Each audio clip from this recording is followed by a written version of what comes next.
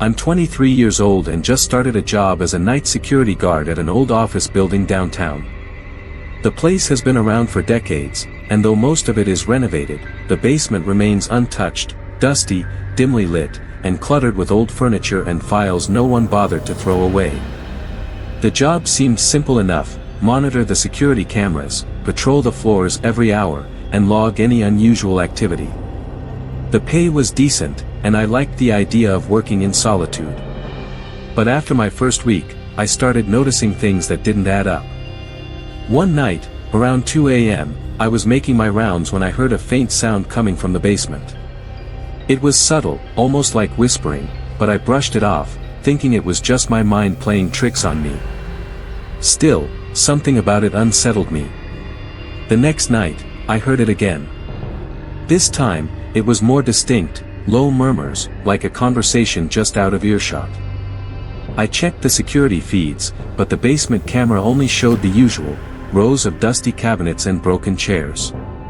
I convinced myself it was just the old pipes creaking. Then, a few nights later, I saw it. While scanning the cameras, I noticed movement in the basement. A shadow, barely visible, slipping between the cabinets. My heart started pounding. No one should be down there. The doors were locked, and I was the only one in the building. I switched the feed to infrared, but by the time the image adjusted, the shadow was gone. I had to check it out. I grabbed my flashlight and descended the narrow stairs, the air growing colder with each step. The basement smelled of dust and something else, something rotten. I swept my light across the room, but there was nothing. Just the old furniture, the abandoned files, the silence. Then, a soft creak. I spun around. One of the old filing cabinets had shifted. My breath hitched. I took a step closer, flashlight trembling in my grip. Slowly, I reached out, my fingers brushing against the cold metal.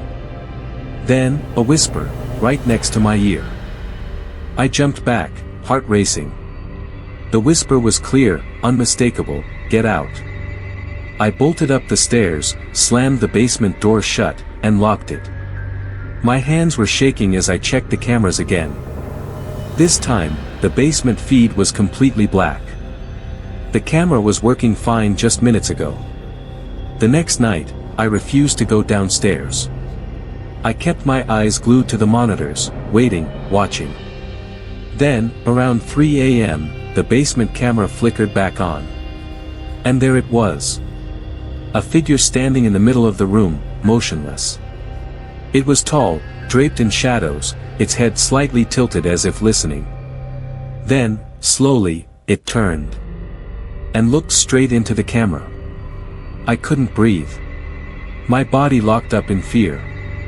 The figure stood there for what felt like an eternity before taking a slow step forward. Then another. The camera feed began to glitch, the static growing louder.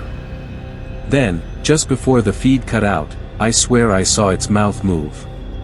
Whispering something I couldn't hear. That was the last night I worked there. I quit the next morning, left without even collecting my last paycheck.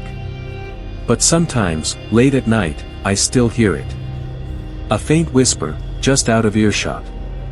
And I know it's still waiting.